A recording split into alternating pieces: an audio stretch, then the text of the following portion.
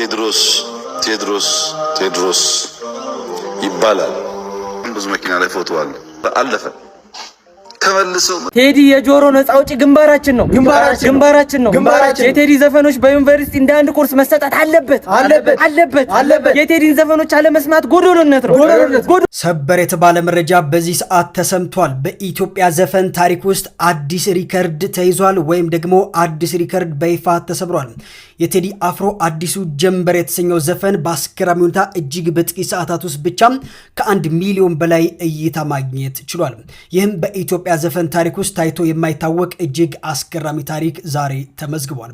ቴዲ አፍሮ እውነትም የዘፈን ንጉስ መሆኑ ዛሬ በይፋ አስመስክሯል። 18 ዘፈኖችን የያዘው የኢትዮሪካ አልበም በዚህ ሰዓት በበርካታዎች ዘንድ በሰፊው እየተደመጠ ይገኛል። እናንተስ ከኢትዮሪካ አልበም የትኛው ተመቻችሁ? ሀሳባችሁን አጋሩኝ። በዚሁ አጋጣሚ እኔንም ፎሎ ያላረጋችሁ ካላችሁ ፎሎ በማድረግ ቤተሰብ ሁኑ። Do you have time for one question? One question? How do you feel about being here in Norway? I'm feeling great. It's good to be here. What do you expect from your stay? Today or tomorrow? What do you expect for your stay? What do you expect from? Yeah. From what? From your stay here in Norway. Love, reconciliation, positive energy. Thank you very much. ቴዲ የጆሮ ነፃ አውጪ ግንባራችን ነው። የቴዲ ዘፈኖች በዩኒቨርሲቲ እንደ አንድ ኮርስ መሰጠት አለበት። የቴዲን ዘፈኖች አለመስማት ጎዶሎነት ነው። አዲሱ አልበም ቶሎ ተለቆ በእነንተና የታመሙ ጆሮአችን ይፈወስልን። ከቀናት በኋላ የቴዲን ቅኔዎች እንደጾሙ እንፈታዋለን። አይደለም እኮ ራሱን ቴዲ እናስፈታዋለን ለማለት ፈልጌ እንጂ እኛ ከየታም እንፈታዋለን። አንቺ ከየትም እንፈታዋለን እኮ። ብዙ ጊዜ እዚህ አይነት ነገሮች ሲደጋገሙብህ የምትለማመደው የስሜት ማመጣጠን ትናለ። ከዛ በተረፈ እንደ ዜጋ ደግሞ መከልከሉ ተገቢ አይደለም። ወደፊትም አለበቂ ምክንያት መከልከል ተገቢ አይደለም። ይሄን ደግሞ የሚመለከተው ክፍል ሊያስብበት ይገባል። ምክንያቱም እንደ ዜጋ አንድ ሰው በመብቱ የሚሰማው ነገር ለማድረግ እንደ ማንኛውም ሙዚቀኛ ሙዚቃችን ለማቅረብ ተገቢው ፈቃድ ሊሰጠው ይገባል። ለቀደመ ሁኔታም የተጠየቅነው ይቅርታ የለም። ብዙ ኪሳራዎች ነበሩ። ምናልባት ሞራል ጋር ያልደረሱ ሊሆኑ ይችላሉ፣ ግን ብዙዎችን በማቴሪያል ጎድተዋል። ይህ ደግሞ ተገቢ አይደለም። በእኔ እምነት ብቻ ሳይሆን ባለውም ተጨባጭ ሁኔታ ማንም ሰው ከፖለቲካ ውጭ መሆን አይችልም። ሁለተኛ ፖለቲካዊ ጉዳይ ማንሳት ደግሞ እንደ ኮነን የሚታይ ነገር መሆን የለበትም። ሁላችንም ጉዟችን አንድ እንደመሆኑ መጠን ኢኮኖሚያዊ፣ ፖለቲካዊ፣ ማህበራዊ ጉዳይ እንደ ዜጋ ይመለከታል። በእነዚህ ጉዳዮች ዙሪያ ማተኮርና ማድረግ መለመድና መበረታታት ያለበት ነው ብዬ አምናለሁ። ከዚህ አንጻር ነው ያደረግኩት። የነገሮቹ ጥልቀትና በዛ ጉዳይ ያተኮሩት መስመሮች በካሴት ውስጥ በዝርዝር ተጠቅሰዋል። ሁሉም ጠቅሶ ለማለፍ አስቸጋሪ ነው። በዚህ ሁኔታ ነው ያለው። አፍሪካን አንድ ለማድረግ የሞከረ ህዝብ ለራሱ አንድ መሆን አቅቶት ስቃይ ውስጥ ነው ያለው በአሁኑ ሰዓት። በሚያስገርም ሁኔታ ዩናይትድ ስቴትስ ኦፍ አሜሪካ የሚባል ሀገር ቁጭ ብለው የተባበሩ ህዝቦችን ዋጋ የተካፈሉ ገና እዚህ መብላት ያቃትን የራሳቸው ወገኖች ላይ እንደገና መከፋፈልን የሚሰብኩ ሰዎች አሉ። መብታቸው ሊሆን ይችላል። አደገኛ መሆኑን ሳይነገር አይታለፍም። ስለዚህ እኛ ሰላም እንፈልጋለን፣ አገራችን እንወዳለን። ኢትዮጵያዊነት ቀለሙ እንዲዘባረቅ ተደርጎ እንደቀረበው አይደለም፣ ረቂቅ ነው፣ የሚጠቅም ነው። ለእኛ አይደለም ለሌሎችም የሚጠቅም ነው። ሀገር እንግዲህ የሚቆመው ብዙ ጊዜ ለሀገር ባለውለታ በሆኑ ሰዎች፣ ብዙ የህብረተሰቡ አካላት በሚሰሯቸው ተግባራት። እንደሚታወቀው እንግዲህ ኢትዮጵያዊነት በነፃነት የመኖር ምልክት ነው። ለብዙዎችም በነፃነት ውስጥ ላልነበሩ ሰዎች ጥሩ ምሳሌ የሆነ ድል ለማግኘት ምኒልክን የመሰለ ጥሩ መሪ ያስፈልጋል።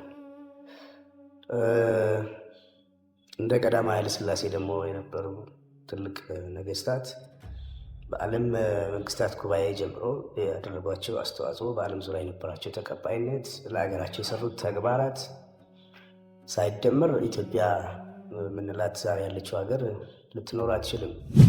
ይህን ልጆች ሊመልሱት የሚችሉትን ጥያቄዎች በእድሜ በልጽገን እንኳን ለመግባባት የማንችልባቸውን ነጥቦች ላይ በማተኮር ነው የብዙ ወጣቶች ጉዞ እንዲደናቀፍ ይሆን። ይህ ደግሞ የታላላቆቻችንም ግፊያ ነበር። የቀደሙት አባቶቻችን ግን ከዚህ የላቀ ቅርጽ የነበራቸው ናቸው። ለዚህ ነው እነሱ ላይ ያተኮረ ስራ የምንሰራው። ስለዚህ ሁሉም የራሱን አመለካከት መግለጽ ደግሞ የተፈጥሯዊ መብቱ ነው። በማንኛውም ሁኔታ ግን ሁሉንም ማስደሰት ባይቻል በተቻለ መጠን ሁሉንም የሚያግባባ ቅርጽ ይዞ ለመቅረብ ነው የሞከርኩት። ኢትዮጵያዊነትን ከአደጋ ማዳን ትልቁ መሰረት። ይህንንም አልበም እንድሰራ ወይም ደግሞ በዚህ አይነት ሀሳብ ላይ እንዲያጠነጥን ያደረገኝ ደግሞ ግፊት ከምንም በላይ አንድነታችን አስፈላጊ ነው። ብዙ ዓመት ተደክሞበታል ኢትዮጵያዊነት። አሁን ደግሞ እንደሚታወቀው በሀሳብ ከመደራጀት ይልቅ በዘር መደራጀት ላለፉት ሁኔታዎች የነበሩት አለ። ያ ደግሞ አዝማሚያው ወደ አደጋ ያመጣ ይመስላል እና ከምንም በላይ ኢትዮጵያዊነትን ማዳን መጀመሪያ ዓላማ አድርጎ ነው ተሰራው። ብዙ ጊዜ የምትሰራው ነገር ላይ መደሰት ነው ትልቁ ነጥብና ከዛ ደግሞ የሚመጣ ውጤት የተሳካ ሲሆን ያስደስታል። ነገር ግን ይሄን ያህል ሁኔታ ይሆናል ብዬ በእርግጥ አላሰብኩም። ሀገር እንግዲህ የሚቆመው ብዙ ጊዜ ለሀገር ባለውለታ በሆኑ ሰዎች፣ ብዙ የህብረተሰቡ አካላት በሚሰሯቸው ተግባራት። እንደሚታወቀው እንግዲህ ኢትዮጵያዊነት በነፃነት የመኖር ምልክት ነው። ለብዙዎችም በነፃነት ውስጥ ላልነበሩ ሰዎች ጥሩ ምሳሌ የሆነ ድል ለማግኘት ምኒልክን የመሰለ ጥሩ መሪ ያስፈልጋል። እንደ ቀዳማዊ ኃይለ ሥላሴ ደግሞ የነበሩ ትልቅ ነገስታት በዓለም መንግስታት ጉባኤ ጀምሮ ያደረጓቸው አስተዋጽኦ፣ በዓለም ዙሪያ የነበራቸው ተቀባይነት፣ ለሀገራቸው የሰሩት ተግባራት ሳይደመር ኢትዮጵያ የምንላት ዛሬ ያለችው ሀገር ልትኖር አትችልም። ይህ እንዳለ ሆኖ ምንጊዜም ነገስታት የሚወክሉት ህዝብን እንደመሆኑ መጠን ከስሮቻቸው ደግሞ ያሉ ብዙ ባለውለታዎችን አብሮ ማየት የሚያስችል ትልቁ መስኮት ብዙ ጊዜ ከፊት ያሉ ሰዎች ናቸው እና በዚህ አንጻር ምልክቶች ካልተበረታቱ፣ ምልክቶች የሚገባቸው ክብር ካልተሰጣቸው የሚቀጥለው ትውልድ ጥሩ ተግባር ለመፈጸም የሚያነቃቃ መሳሪያ ያገኝ። በዚህ ምክንያት ነው። ሁለተኛ ደግሞ አሁን ባለንበት እንግዲህ ያለፉት የተወሰኑ ዓመታት ታሪክ የሚባለው ነገር ኢትዮጵያ ታሪክ እና የኢትዮጵያ ወነት የብሔራዊ ስሜት በብዙ ሁኔታ ፈተና ውስጥ ወድቋል። ስለዚህ ይህን አጠናክሮ ያለውን ክፍተት ለመሙላት የትውልድ እንቅስቃሴ ያስፈልጋል። የዚህ ትውልድ አካል እንደመሆነ መጠን ያን ተግባር ለመፈጸም ነው የሞከርኩት። አፄ ቴዎድሮስ ደግሞ እንደሚታወቀው በአንድ ወቅት ዘመነ መሳፍንት የሚባለው ኢትዮጵያ በጎሳ መሪዎች እና በጎበዝ አለቆች በተለያየ ሁኔታ ተከፋፍላ ባለችበት ሁኔታ ኢትዮጵያን አንድ የማድረግ ህልም ይዞ ተነስቶ ከውጭ ብቻ ሳይሆን ከውስጥም በገጠመው ብዙ የመረዳት ችግር ባክኖ የወደቀ ትልቅ ጀግና ነው። ከምን ጊዜውም በላይ እሱ መንፈስ ደግሞ አሁን አስፈላጊ ነው ብዬ አምናለሁ። ምክንያቱም አስተሳሰባችን አገር ማከል አለበት። ምክንያቱም አንድ ሀገር ነው የተወለድነው፣ አንድ ሀገር ነው የምንኖረው። ይሄን ለማስመልከት በዚህ ዙሪያ ያደረግኩት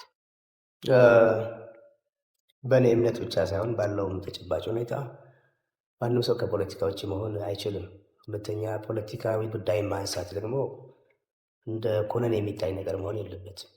ሁላችንም ጉዟችን አንድ እንደመሆኑ መጠን ኢኮኖሚያዊ፣ ፖለቲካዊ፣ ማህበራዊ ጉዳይ እንደ ዜጋ ይመለከታል። በእነዚህ ጉዳዮች ዙሪያ ማተኮርና ማድረግ መለመድና መበረታታት ያለበት ነው ብዬ አምናለሁ። ከዚህ አንጻር ነው ያደረግኩት። የነገሮቹ ጥልቀትና በዛ ጉዳይ ያተኮሩት መስመሮች በካሴት ውስጥ በዝርዝር ተጠቅሰዋል። ሁሉም ጠቅሶ ለማለፍ አስቸጋሪ ነው። በዚህ ሁኔታ ነው ያለው። የሁላችንም መገለጫ ኢትዮጵያ ነው። ኢትዮጵያዊነት የሚሻክረው ክፍል ደግሞ ተፈጥሯል። ይህን እውነት መቀበል ያስፈልጋል። ሁሉን ለማስደሰት አይቻልም። ጠቃሚውና የሚያስፈልገው መንገድ የትኛው ነው ብሎ ባመኑበት ነገር ላይ ማተኮር ነው የኔ አካሄድ። በዚህም መሰረት የተለያዩ አቀባበሎች ይኖራል። እንዳየው ግን ሁሉም ሰው ኢትዮጵያዊነት ውስጡ ያለ የነበረ ኢትዮጵያዊነት ሊጠፋ የሚችልም አይደለም። እንደ ሃይማኖት የጠለቀ ነው። ኢትዮጵያዊነት ረቂቅ ሚስጥር አለው። ኢትዮጵያዊነት በጣም ረጅም መሰረት ያለው ነው። ይህን ካለመረዳት በነበሩ አብረን ባደረግናቸው ብዙ መልካም ነገሮች ላይ መስማማት ስንችል አብረን ባጎደልናቸው ነገሮች ላይ ዝም ብለን ጊዜ ማጥፋት ጠቃሚ አይደለም። ምን ጊዜም እኔ ትላንት አዲስ ልጅ ወልጃለሁ። አሁን 4 ዓመት ሆኖታል።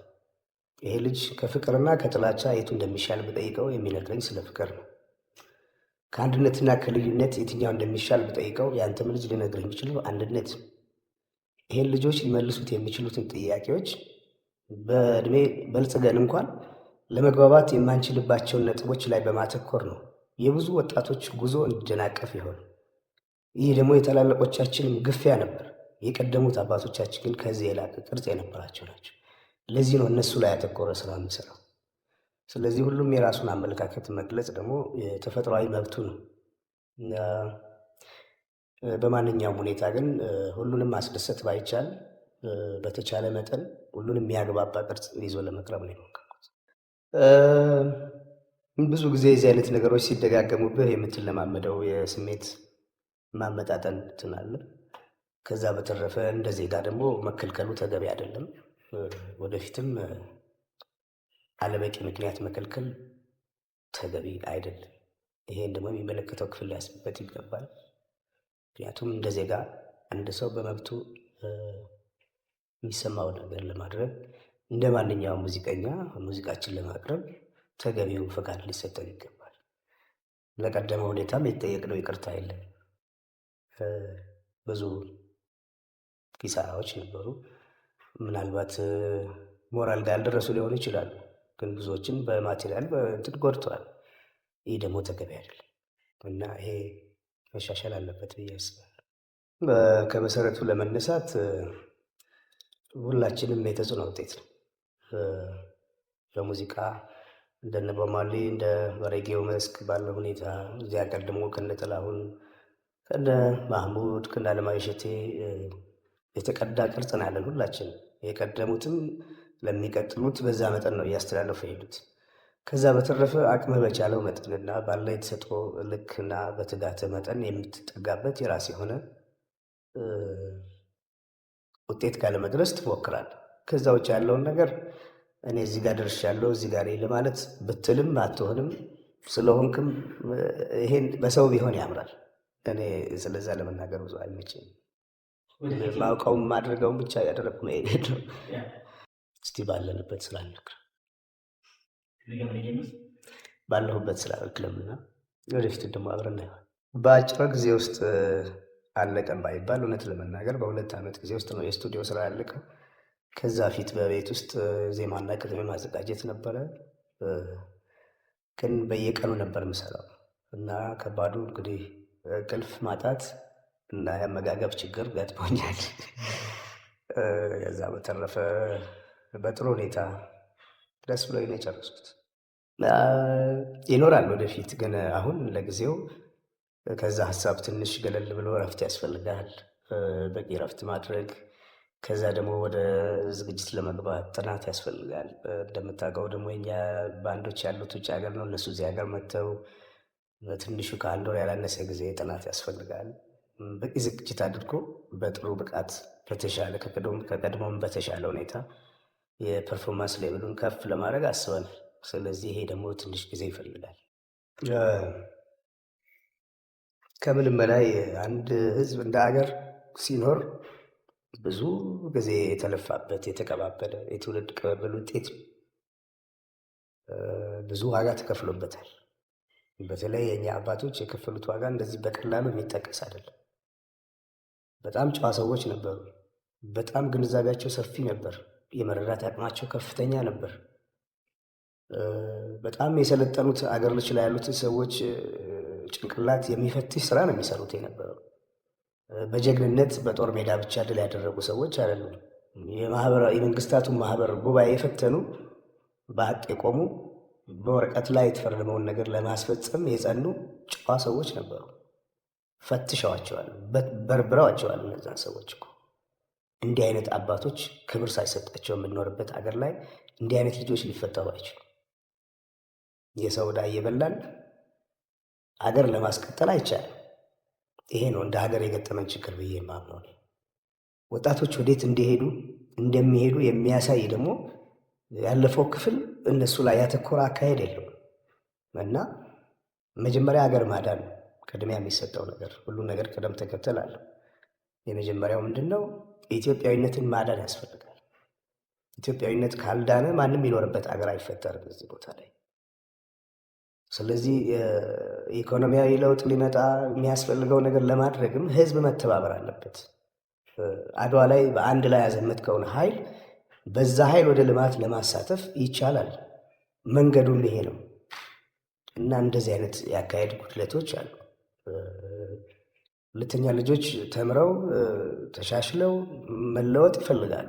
ወጣቶች መንገድ የሚያሳያቸው ይፈልጋሉ እና የሚያሳዝን ትውልድ ነው። የዛ ትውልድ አካል ስለሆንን ነው በዚህ አይነት ጉዳይ ላይ እንድናተኮር ግድ የሆነው እና ለወደፊቱ ለሀገር የምመኘው ኢትዮጵያ ልጆቿ የተባበሩባት አገር፣ ለሀገር የለፉ ሰዎች የሚከበሩበት አገር፣ ለሀገር የለፉ ሰዎች ሲከበሩ ለሀገር የሚያስከብር ስራ የሚሰሩ ልጆች መፈጠር ይችላሉ። ከምንም በላይ ግጭቶችን አስወግደን በይቅርታና በምህረት በፍቅር በአንድነት ይሄንን መሰረት ያለው ህዝብ ወደ ዘላቂ ጉዞ ለመውሰድ ትልቅ መነቃቃትና መነሳሳት ያስፈልጋል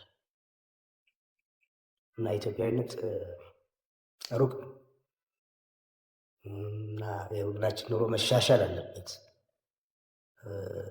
ለዚህ ደግሞ ሁላችንም መተባበር አለብን። እንድንተባበር ካልቻልን፣ ታሪክ ካልተደገፈ፣ ማንነት ካልተደገፈ፣ አንድነት ካልተደገፈ፣ መቻቻል ካልተደገፈ፣ መቀራረብ ካሌለ እንዴት ተደርጎ ነው መሄድ የሚቻለው? አፍሪካን አንድ ለማድረግ የሞከረ ህዝብ ለራሱ አንድ መሆን አቅቶት ስቃይ ውስጥ ነው ያለው በአሁኑ ሰዓት። በሚያስገርም ሁኔታ ዩናይትድ ስቴትስ ኦፍ አሜሪካ የሚባል ሀገር ቁጭ ብለው የተባበሩ ህዝቦችን ዋጋ የተካፈሉ ገና እዚህ መብላት ያቃትን የራሳቸው ወገኖች ላይ እንደገና መከፋፈልን የሚሰብኩ ሰዎች አሉ። መብታቸው ሊሆን ይችላል። አደገኛ መሆኑ ግን ሳይነገር አይታለፍም። ስለዚህ እኛ ሰላም እንፈልጋለን፣ አገራችን እንወዳለን። ኢትዮጵያዊነት ቀለሙ እንዲዘባረቅ ተደርጎ እንደቀረበው አይደለም፣ ረቂቅ ነው፣ የሚጠቅም ነው። ለእኛ አይደለም ለሌሎችም የሚጠቅም ነው እና አይደለም ኢትዮጵያኖች ተባብረው ለእኛ መሆን ብቻ አይደለም፣ በጽኑ እንቅልፍ ለወደቀው ለሰፊው አፍሪካም ትልቅ አቅም የሚሰጥ የሚያፈናጥር ህዝብ ነው። እንዳይራመድ ሆኗል። ይህን የማዳን ደግሞ የኔም የእናንተ ቴድሮስ ይባላል። ብዙ መኪና ላይ ፎቶ አለ። አለፈ። ተመልሰው ምንም ማድረግ አይችሉም። ታሪክ ነው። ሞቶ ማሸነፍ ይላል። ፈሪ ሸሽቶ ሲድን ባፉ ሊሾምበት ሺገዳይ ነኝ ይላል ሽሟች በሌለበት። በየጦሩ ሜዳ በየትግሉ አቀበት ጀግናው ሞቶ አልቆ ማን ይመስክርበት። ጠቅላዩን ያስቆጣው የተወዳጁ አርቲስት ቴዲ አፍሮ አስገራሚ ግጥም። የተለቀቀውን ግጥም ከ3 ሚሊዮን በላይ ሰዎች ያዳመጡት ሲሆን በአሁኑ ሰዓትም አነጋጋሪነቱ ተቀጣጥሎ ቀጥሏል። ምንድነው የተፈጠረው? መረጃዎችን አጋራችኋል። ሞቶ ማሸነፍ ይላል። ፈሪ ሸሽቶ ሲድን ባፉ ሊሾምበት ሺገዳይ ነኝ ይላል ሽሟች በሌለበት። በየጦሩ ሜዳ በየትግሉ አቀበት ጀግናው ሞቶ አልቆ ማን ይመስክርበት። የኋሊት ተኪዶም ፋኖ በዋለበት ሬሳ ቢቆጠር የሞተ ካለ እንጂ በቃላቱ ጠጠር አንድም ሰው ላይ ገኝ እሱ ጦር የወጋው አላዩም ብሎ ነው ለቀሪ የሚያወጋው። እኛም ሁል ጊዜ የተረፈ አግነን የሞተ እየረሳን ፈሪ በምላሱ ሰላም ከሚነሳን ገዳይ ብቻ ማድለቅ እንዳይሆንብን ሱስ ሞቶ ማሸነፍን እንማር ከኢየሱስ። ጠቅላዩን ያበሳጨው ይህ የቴዲ አፍሮ ግጥም ገና ሙዚቃው የቴዲ አፍሮና ትንሽ ልናገር፣ ከዛ በኋላ ደግሞ ለሌላ ሰው ደግሞ መልእክት ማስተላልፋለሁ። ቴዲ አፍሮ ተመችቶናል። አሪፍ ዘፈን ነው። ቅኔው ገብቶናል። በደንብ አድርጎ አስቆርቆረውታል። ይህን ህዝብ አይደለም መሬት ላይ ሆነ ባህር ላይ ሆነ ፖስት ብታረገው ህዝቡ እየዋኘ ይሰማልሃል። ህዝቡ ማለት እየዋኘም ይሰማልሃል። ጥሩ ዘፈን ነው የሚወጣው የለም። የኛው ጉድ ሰሎሞን ኃይለ ሴት እንዳለ ህዝቡ ብሎ እንደዚህ ጨር ብሎ እየጠበቀ አባስ ላውና ረገ ገሪማ አባ ተለመን ሰሎሞን ተው ሰሎሞን ግደፍ ንዓኸን ጽቤ ከለና ግደፍ አልበም ይትረፈና ከምሰብ ሞላሕና አልበም ይትረፈና ንንቆርና እንዲና ዘለና ወያይ ዘፋኞች ተብለው አሁን የሚያወጡት ያለው ዘፈን ጆሮአችን ጽናት ይስጠው። አሁን ከስንት ዓመት በኋላ የቴዲ አፍሮ ትንሽ ጆሮአችን ተመልሷል። እስኪ ደግሞ አንተ እንደዛ አድርገህ እስኪ ጆሮአችን መለስ አድርገው ሰሎሞን ኃይሌ በዴኻ እስክኽልም ምነከ እኔ እውነቴን ነው። ስልክ ያለኝም ሁኜ ነው እንጂ ሶሻል ሚዲያ የምትጠቀም አትመስለኝም። አንተ ሰውዬ እጽፍልህ ነበር ግን ስልክ ያለ ሶሻል ሚዲያ ትጠቀም በየት ላግኝ እና ሰሎሞን ኃይሌ በሕግ አምላኽ በስላሴ በአሁን አየዝጊ አልበምን ይቅርብን እንደ ህዝብ አንድ ዘፈን ልቀቅልን መልእክት አስተላልፋለሁ። ወደ ተዳራችን እንገባለን። ኦኬ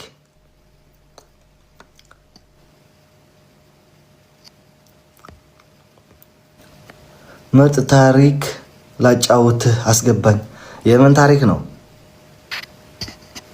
ቆረጥ ያለ ነው እንጂ ተላላ ሙሉ 10 ደቂቃ የኔ ታሪክ የት ሄዶ